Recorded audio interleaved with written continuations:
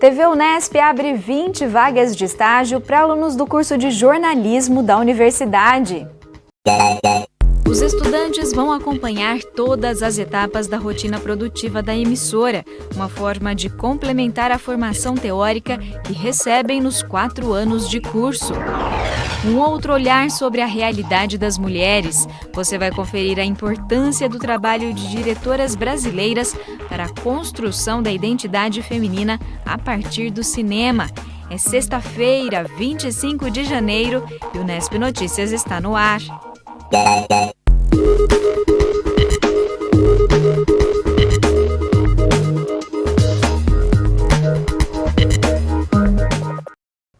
Boa noite! A TV Unesp lançou nesta semana um edital de inscrições para estágio aqui na emissora. Ao todo, são oferecidas 20 vagas para alunos do curso de jornalismo da Unesp.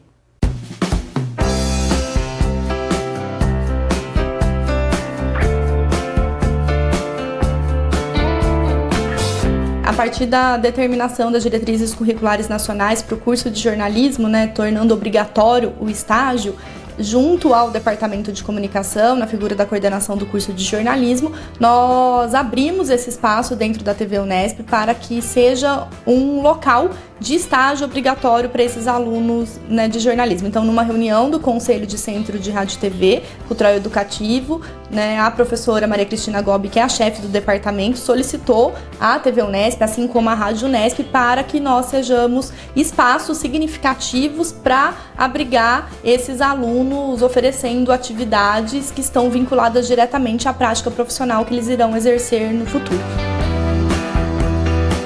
Nós elaboramos um edital ofertando 20 vagas, tanto para o período da manhã quanto para o período da tarde, respeitando o cronograma de aula desses alunos. Então, por exemplo, os alunos do diurno, eles têm aula todos os dias pela manhã e à tarde na sexta-feira. Então, a nossa rotina de estagiário do período da tarde respeita esse limite de segunda a quinta-feira, para que tanto os alunos do jornalismo diurno quanto os alunos do jornalismo noturno possam se inscrever a concorrer a uma dessas vagas. O que é importante ressaltar é que o estágio obrigatório ele não é remunerado. O aluno, de acordo com o calendário do departamento, ele tem que respeitar o semestre letivo para cumprir esse estágio e também respeitar as 210 horas, que é o que está estabelecido na matriz curricular do curso de jornalismo, respeitando também a legislação do estágio de até 6 horas diárias e 30 horas semanais.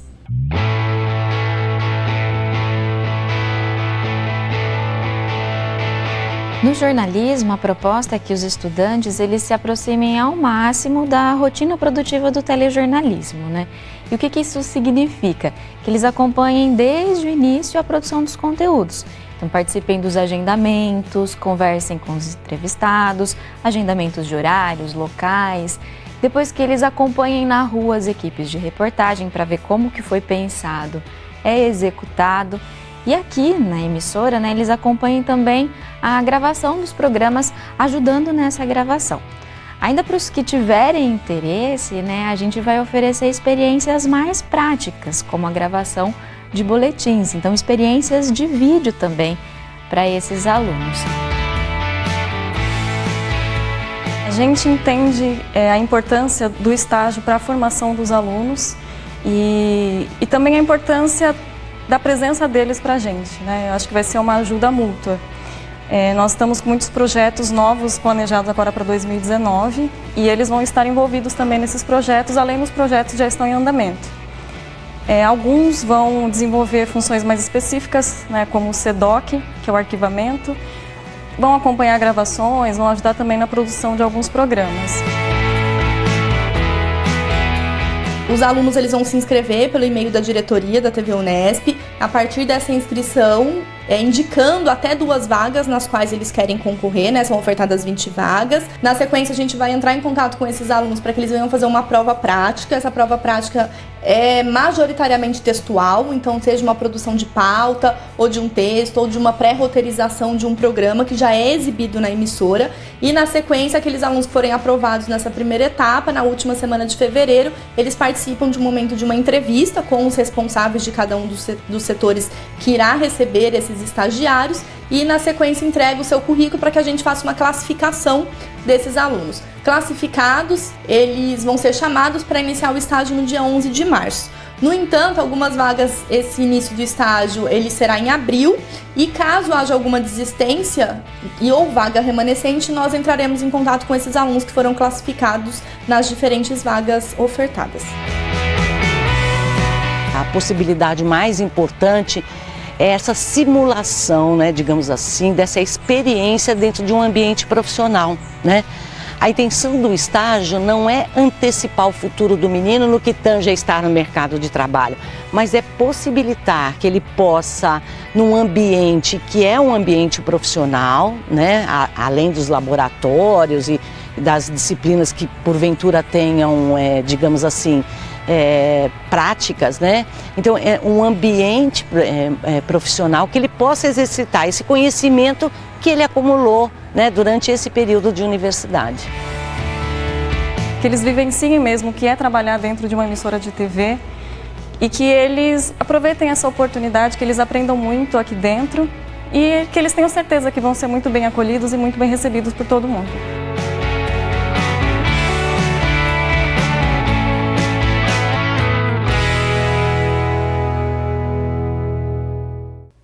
O edital com o processo seletivo detalhado foi encaminhado aos alunos de jornalismo da Unesp por e-mail. Quem não recebeu deve entrar em contato com a coordenadora do curso, a professora Ângela Grossi. Para quem recebeu e ainda tem dúvidas, é só entrar em contato pelo e-mail da diretoria da TV Unesp. O endereço é esse que aparece na tela. Fim de semana chegando, nada melhor do que aproveitar os dias de folga com um bom filme. Mas quando você escolhe um longa para assistir, leve em consideração quem faz a direção e até se é um homem ou uma mulher. Se a resposta foi não, deveria. Existem bons materiais feitos por mulheres que não chegam aos canais tradicionais de distribuição. A gente foi tentar entender o porquê e quem nos ajuda nessa reflexão é a pesquisadora Ana Heloísa Pessotto. Ela estuda justamente a presença das mulheres no audiovisual.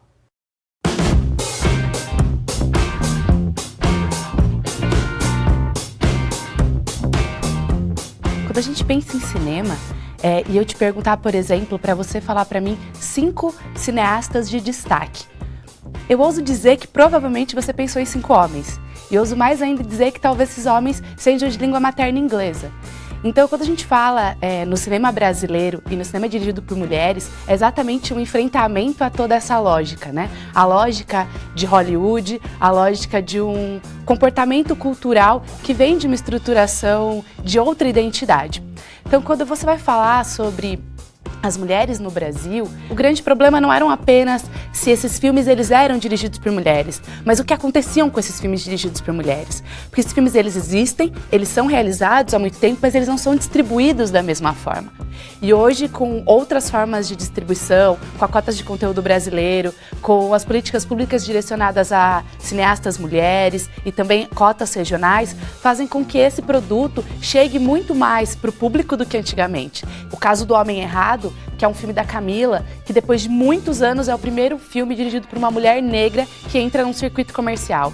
Então isso é uma coisa, um dado muito importante. É uma exceção. Por que isso? Por que tantos anos sem essa representatividade? Então eu vejo esse crescimento como muito importante, mas pensando muito mais em opções alternativas de distribuição do que a distribuição comercial.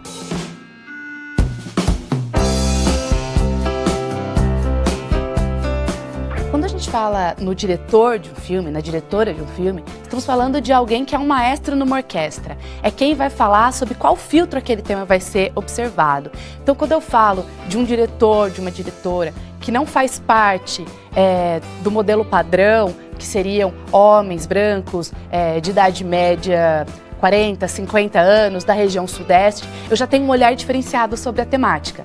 Então, quando eu trago as mulheres para essa fronte, as mulheres para esse local de poder, eu estou falando de temáticas observadas sobre essa dinâmica, observadas sobre um repertório diferenciado. Estou falando de identificação, de identidade, estou falando sobre empatia com determinados temas. se você for para os anos 90, os anos 2000, ainda os filmes dirigidos por mulheres tinham muito protagonistas masculinos. Hoje há um crescimento das protagonistas mulheres. Além disso, de um repertório olhando para esses protagonismos, para como elas observam essas histórias, há um papel muito importante que é um deslocamento da figura masculina. Então, quando eu tinha um protagonismo feminino, que era relacionado à sua relação amorosa com o homem, à sua construção familiar, hoje há todo um questionamento. Então, temáticas como questões de gênero, por exemplo, O Meu Corpo é Político, que é sobre o movimento trans, sobre a Linda Quebrada. Eu tenho questões sobre mulheres encarceradas, sobre mulheres em situações específicas do cotidiano. A Laís Bodansky tem uma obra muito importante nisso, eu acho Como Nossos Pais, um filme extremamente importante, vencedor de vários prêmios e festivais, incluindo Gramado, em que há a mulher colocada, claro, uma mulher específica, uma mulher de uma classe específica, de uma região específica do Brasil, mas vista dentro de um sistema patriarcal. Então, o que a mulher deve ser relativo à sua maternidade, como, por exemplo, e o seu papel social também, como no caso do Que Horas Ela Volta, que tem uma questão muito importante de família, ou como aquela mulher abre mão de sua família para acolher outra família, e a relação dela com a filha.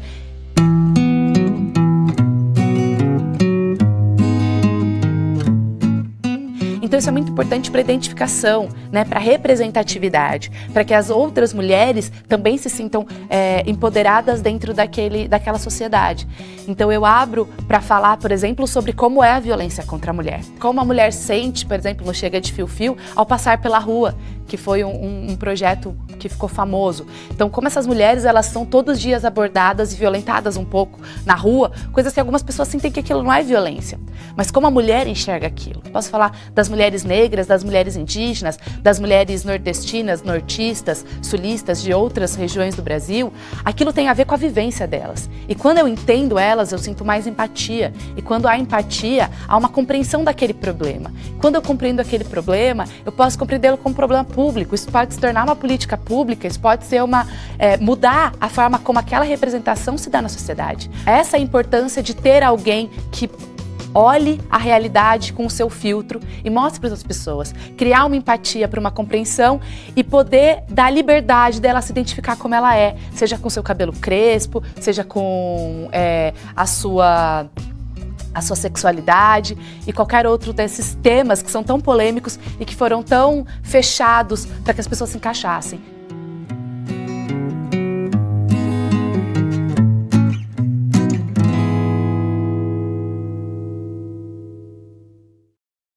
Se você ficou interessado em conhecer outras produções audiovisuais dirigidas por mulheres, a Ana Heloísa desenvolveu um aplicativo, o A Cineasta.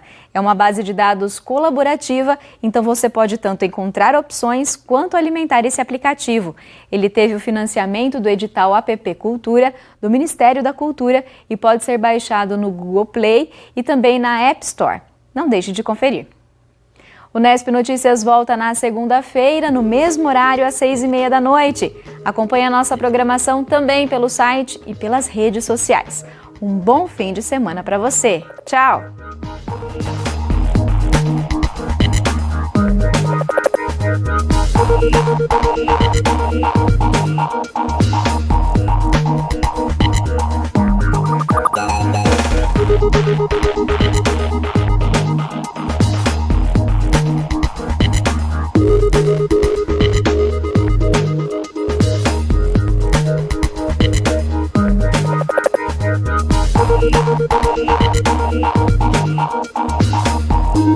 Thank you.